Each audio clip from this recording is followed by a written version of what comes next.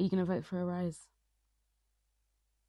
Did you vote in the 2022 local elections? Chances are, if you're watching this video, you didn't. The voter turnout was 35%, which means 65% of this country didn't have a say in the local election. Now, if you're from Harrow, the chances could be slightly better, as it was a 41.5% turnout. And if this video landed on your For You page, I have a sneaky feeling that you are from Harrow. Now, if you're part of that 59% or even 65% of people that didn't vote, would you just lend me your time for about 2 minutes so I can convince you why you might want to vote in this election? Now, the media is saying that this local elections will be a reflection of how the country currently feels about our current Labour government. In many ways, that is true.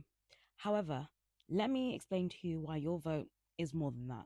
Many of us are disillusioned by both major parties, and especially the current government. But with a low voter turnout, weirdly enough, in the local election, your vote counts as more.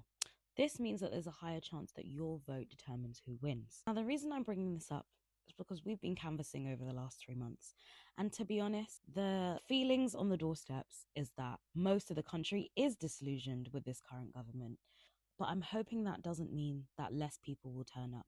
Because if anything, this is the time that we should be showing this government that we, the people, still stand together and have power. So why wait until 2029 to have your say when you can have it this year on the 7th of May? Didn't mean to rhyme. Secondly, the local council is in charge of a lot of our public services.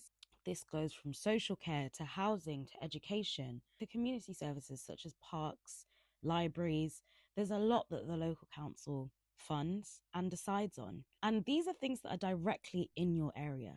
So why wait until 2029 when you could have a say of what happens to you locally right now? We are all feeling the effect that the negligence of most recently Labour and before that the Tories has had on our lives. It's affected everyone, no matter how young you are or how old you are. But for the first time, the country is moving away from the two-party system. There are grassroots movements up and down the country where we're seeing people outside of the two major parties win. And in Harrow, we've started a rise because we are just generally residents who are fed up and who actually want to change our area because we live here. I hope that the people of Harrow, no matter how annoyed we all are, turn up to vote on the 7th of May. I think it's really important. And if you're not from Harrow, please consider turning up on the 7th of May. You can postal vote. If you want instructions on that, feel free to get in touch with us. We've got some work to do. If the government leaves us behind, we're not going to leave each other behind.